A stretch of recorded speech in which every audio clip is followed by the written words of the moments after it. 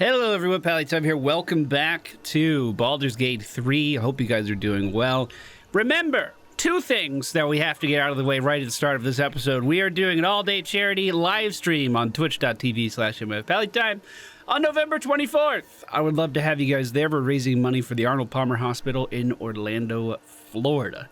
Secondly, if you want to stay caught up on all things Baldur's Gate here on this channel, the best way to do that is to subscribe here on YouTube. All right. The plan for this episode is to head to the southwest. Really, our character's motivation right now is to go see the goblins and potentially take them out to help the tieflings. But considering we've never seen what's in the southwest region of the map in a video, I wanted to do that as well. I picked up a few items for Liz, namely a new chest piece. It's a leather... how do I see that? K? No, N? There it is. Leather armor +1, and we also got a new staff called the Rain Dancer. For Shadowheart, she dropped the shield, and she has this two-hand axe that also causes fire damage whenever she lands an attack. We're gonna try that for a little bit. If it doesn't work out, you know, we can always swap it back. We can always change it. Liz hears some shouting up ahead. Looking. Well, it seems like a job for our rogue and not as much a job for our warlock.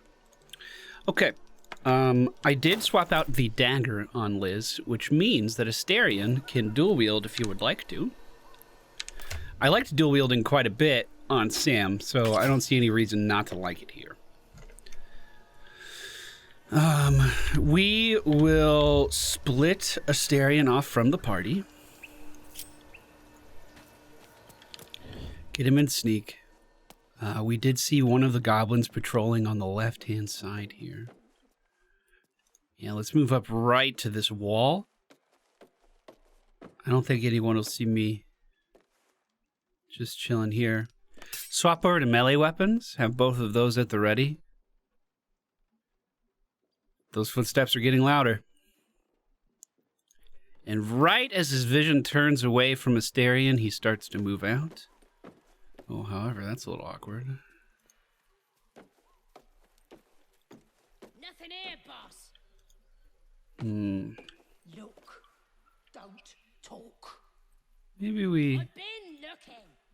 Let me give that one more go. You got nothing to show for it but your own ass. Oop.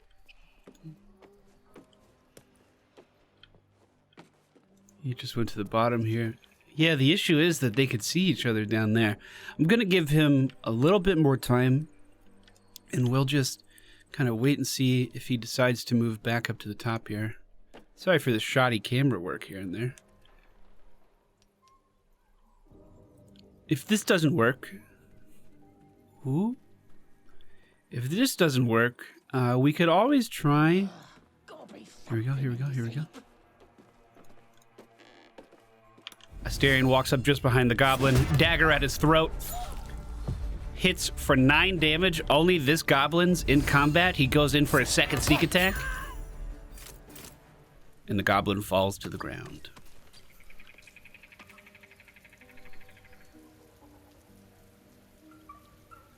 So, how do you get in between these two? Ooh, a skull for the skull pile.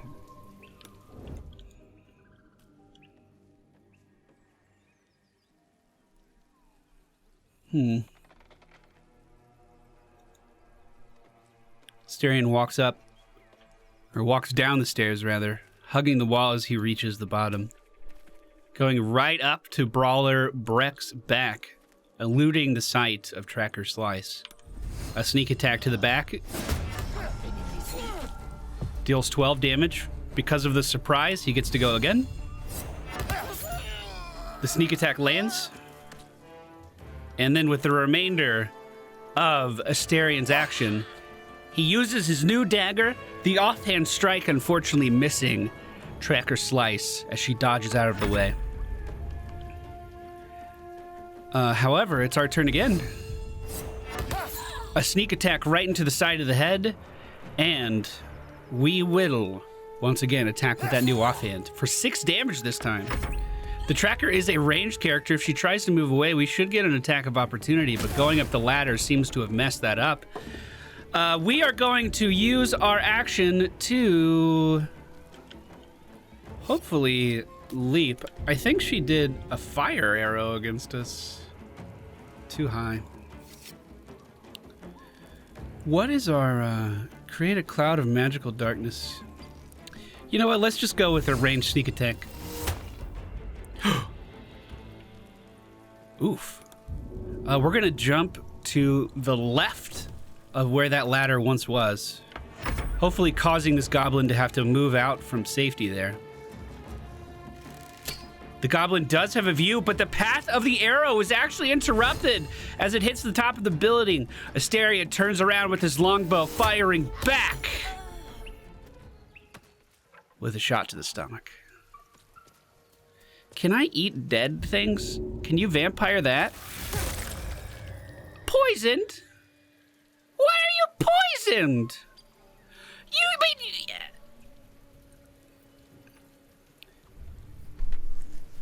Target takes 2d4 piercing damage unless unconscious or you are hiding. Is the blood of goblins not suitable for a vampire? I never thought of that as a possibility. Well, the Stadia only took 5 damage. She's still feeling fine. He kind of wipes off some of the blood off of his armor and makes his way back over to the party with a simple nod. And everyone regroups. And we'll make our way down the path. Perfect. Good start. Good start.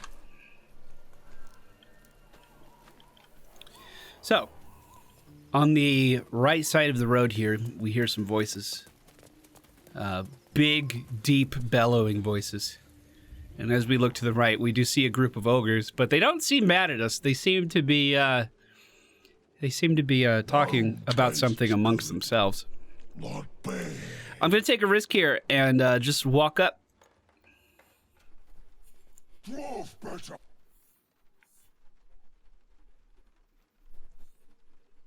Tastes like chicken. No chicken. He just poked him in the head. Gentlemen, contain yourselves. This quarrel sours our feast. Besides, tastes like pork. And what surprise is this? Brothers, look here. I have eyed yet another tiefling prize. Fortune favors our bellies. Stranger, be you friend or food. The mark is her measure. Show us the brand of the absolute. We've heard of the absolute, but we don't have the brand. I love how piercing Liz's blue eyes are here in the shadows. That looks so cool. That's such a good idea for like a rogue, to give them really like illuminating eyes. So as they come up behind their prey, you just see the glow of their eyes in the back. Dude, that's dope as fuck. I'll do you one better. I'm actually one of the Absolute's chosen disciples. We need a 4. We got it. First roll of the day. Let's go. Indeed. How regrettable that your meat must go unsavored. Food? Food. Not food. Friend. You're quite an articulate ogre. Am I not astonishing? A robust diet makes for a shrewd mind, you see. I am a gourmand, and you a delicacy. Were I so lucky? I notice you don't bear the brand of your own. I've no use for the absolute, or any any god. I follow two masters only, gluttony and greed. The goblins understand my appetites. They sate my hunger for gold. And the rest sate my hunger for meat. Boss Goblin give gold. We check brand. Good deal. No talk.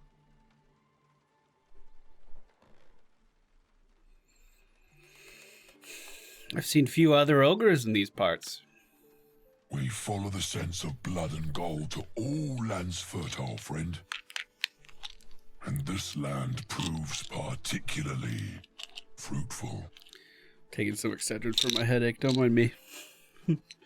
Forget these goblins, you should fight for me. I am, by all accounts, a student of higher commerce and extortion. Make me an offer. Tempt me. Well, deception, 1,000 gold after you fight for me. Oh my god. Deception means we're lying. I saw a post on Reddit that said they would love to see an option for, like, the way they described it was like, you kind of wink at your party. Yeah, we're totally gonna do this, right? And so they know that you're in on the deception, or they're in on the deception, and they don't necessarily get mad at you. I would also like a hand signal, like behind the back, because it usually seems like your party's just kind of standing behind you while all this is going on, and they just kind of glance down at your hand. And, you know, fingers crossed, something like that. I don't have 1,000 gold, so let's go with the deception. We need a 4.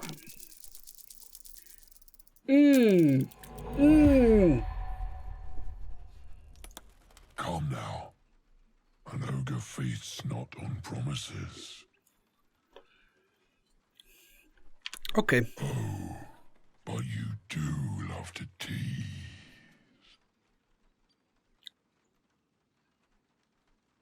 Well, goodbye.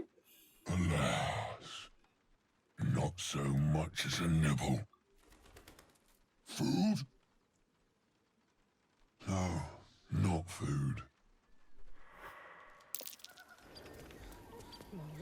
Normally, I don't think I would give two shits about this, but she is eating the they are eating the corpse of another tiefling. So perhaps there is something to be done here after all. Liz kind of gives the nod to the team that we're about to be in a quarrel soon. Starian notices a perch that he can get on to the left here.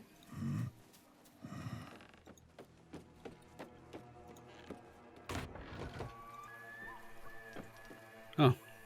Starian notices that there is a perch that he could somehow jump up to. Not enough space. Can you climb on the table? Doesn't appear so. That's upsetting. That would be a great spot.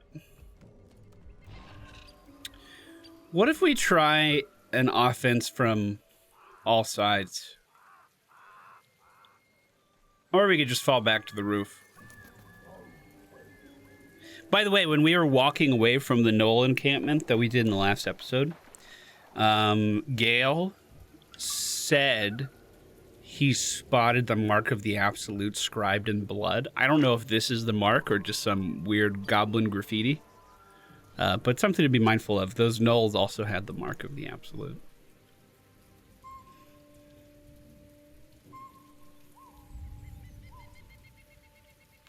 Yeah, I definitely don't. I don't want a face-to-face confrontation here. I feel like we would lose that. Seems like the best way to do this would be to climb up onto the house. But that's how we did it last time. I kind of don't want to repeat that exact same strategy again. So let's try it this way. Maybe we can funnel them into this tight area over here. Come on, everyone come over. We can have Our cleric in the front, kind of holding the line. By the way, Gale stretches out his arm and calls his loyal Scratch to his side. As he always does, I meant to organize Gale's spells. I forgot to do that. I did, however, organize our cleric spells, and they are beautiful. Oh, look at that. So, Shadowheart will take up the front. We will hopefully hold this line as they begin to approach us here. Liz will start out with a Charisma Hex on... Let's just say the one closest to us. Shock. And we'll kind of, we'll go from here. Didn't mean to do turn base. We'll go from here. Okay, here we go. Hopefully this isn't a big mistake. Gnome tastes good. Like bear. Wow. Okay, so, okay. Whoa, hold on. Unlucky. Holy motherfucker, that's really unfortunate. Okay, so the rolls are not on my side today. Is that what you're telling me? That's how we're fucking starting this? Oh my god, I have a brilliant idea. Astarion moves up side to side with Shadowheart and blinds them in fog, obscures them in fog. Both of these people are going to be blind right now. But the point is, the enemies can't see in either. Gale moves back to the rock, just out of the fog so he can see, and shoots a Ray of Frost at Chuck. That Ray of Frost deals 3 damage. Scratch moves off to the right side, maybe looking for a whoa. Scratch, you beautiful bird. All right, Liz is gonna get fucked up here. But she is gonna move away very quickly. Can you hit him? That's what I'm talking about. 16 damage. She returned just as much damage back. Mirror image being used by the Enlightened.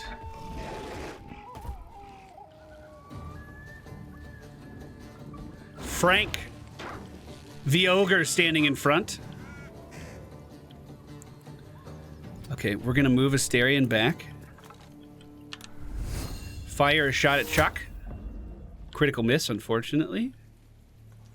And then move him back in. My idea here is that I'm making a wall that hopefully they won't be able to pass. Invalid target. Okay, she can't see. Can you do a heal while you're all bruised up? Cure wounds? Oh, you'd have to move. Let's do healing word. You'd have to move for both because she's blinded. That makes sense. All right, then we're not doing anything. We'll do another Ray of Frost. Critical hit, Ray of Frost, ice on the ground yet again. As we continue to hold. Scratch, can you scope this out a little bit for us? A loose boulder was there? Could you have dropped that on their head? Ow.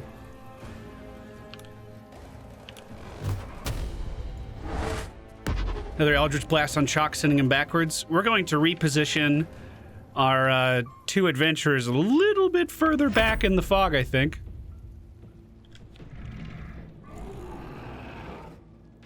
Hey, take your time.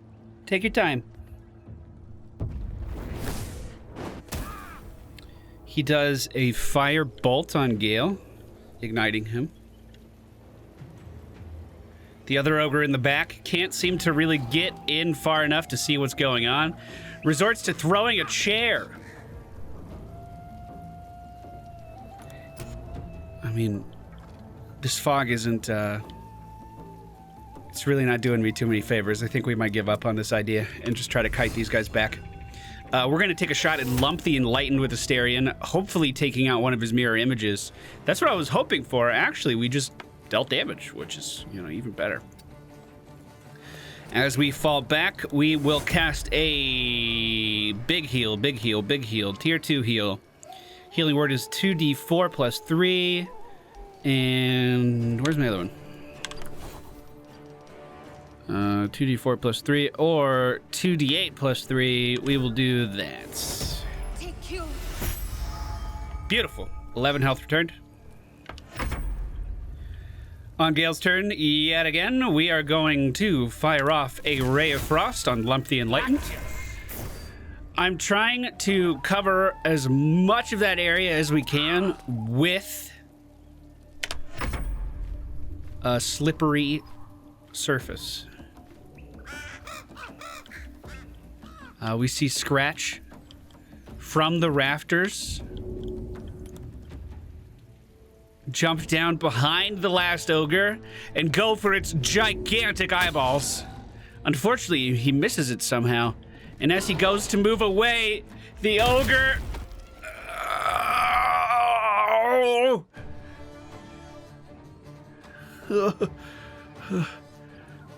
Okay. Okay. My entire UI is gone now. I hope that's not too big of a deal. I hope we get that back. Scratch died so hard that he removed the visuals away from the game. A chair being thrown from the mist at Liz. I can't tell if it does anything. Okay. Options. Keybinds. Is there a way to hide the UI in this game? Skip video. In turn.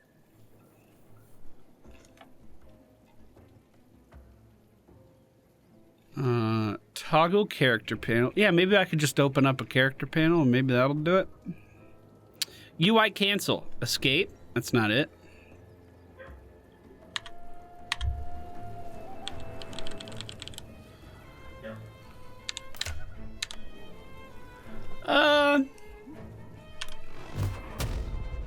Well.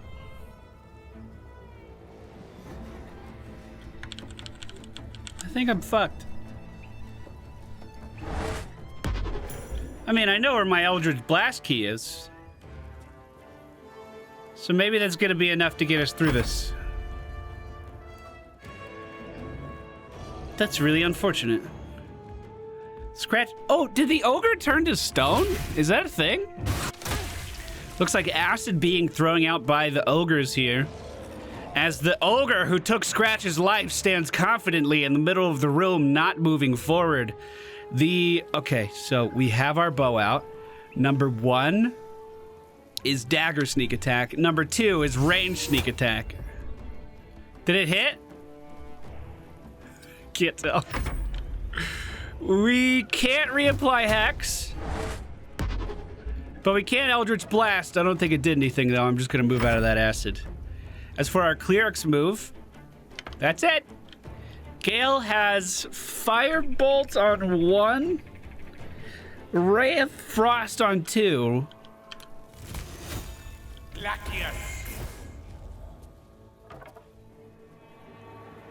Okay. Oh, it looks like he tripped on the ice. The plan is working! The plan is working! Who needs a UI when you have a fantastic memory of what your first 2 buttons are? We probably need a UI. I think we're gonna lose Gale soon. I unfortunately can't heal. I believe Shadowheart's 1 is her cantrips, but we changed her hotbar, so it may not be. Sneak attack with the Starian onto the Enlightened one. I don't know how much damage we're dealing, if we're dealing anything. What's that look like?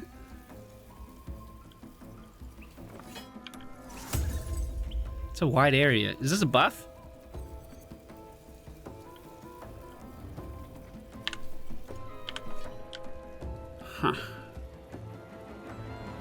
Huh.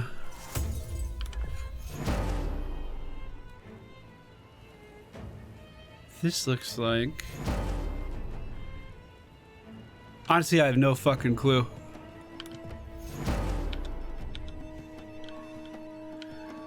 Maybe we send her in just to get some melee attacks in there. I'm gonna move her up. F10 might turn it on. I tried the brackets. That didn't do it. F10 not doing it. That's okay. We'll win. I'm confident. Ray of Frost did not connect this time. The ogre in the back of the room decided he's had enough. He moves up to a loose boulder, throws it at Shadowheart, and she just gets right on top of it. The enlightened ogre trying to move forward does slip on the ice as Astarion fires another sneak attack arrow into the group.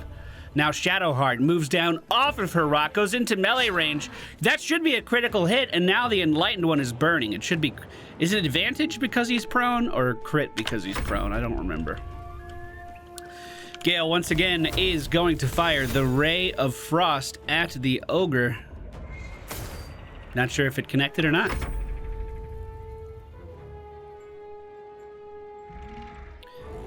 The enlightened one slowly stands up, sees Shadowheart in front of him. Oh, she does have a shield. Okay, it's a one-hand axe. I didn't see the shield earlier, so I thought it was a two-hand axe. That's a new axe we got. It does 1d6 damage plus ignites the target every time you hit them. So the other ogre begins to move around to the other side of the building. Perhaps we should call him the Enlightened One. For now, though, Astarion continues to fire his sneak attack, hoping that it's dealing damage. Shadowheart with the melee swing looks like it misses this time. And we start to turn our Ray of Frost to the left side now, hoping to slow the other ogre. Wait, is Liz dead? I can't get Liz up.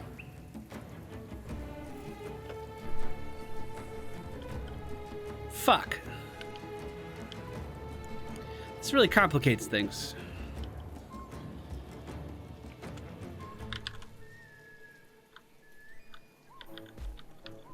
This really fucking complicates things.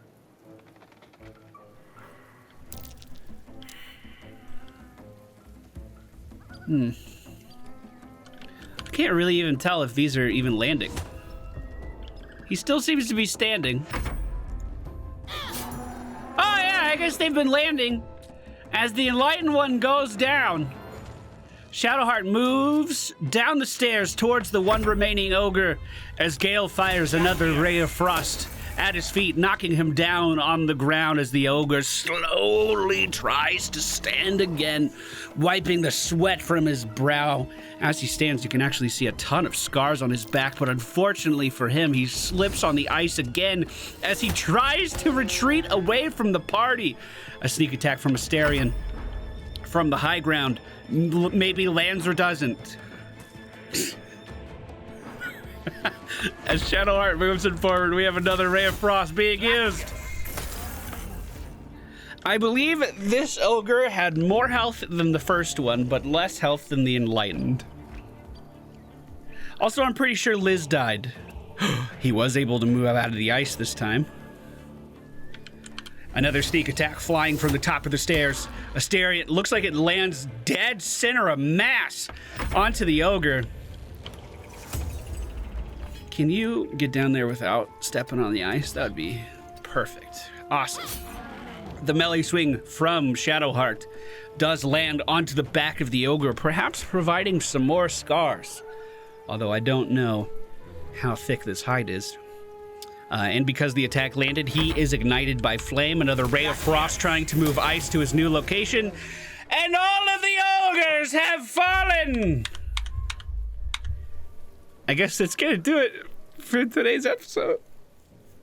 Hopefully we can get our UI back on. Thank you so much for watching. Hope you enjoyed.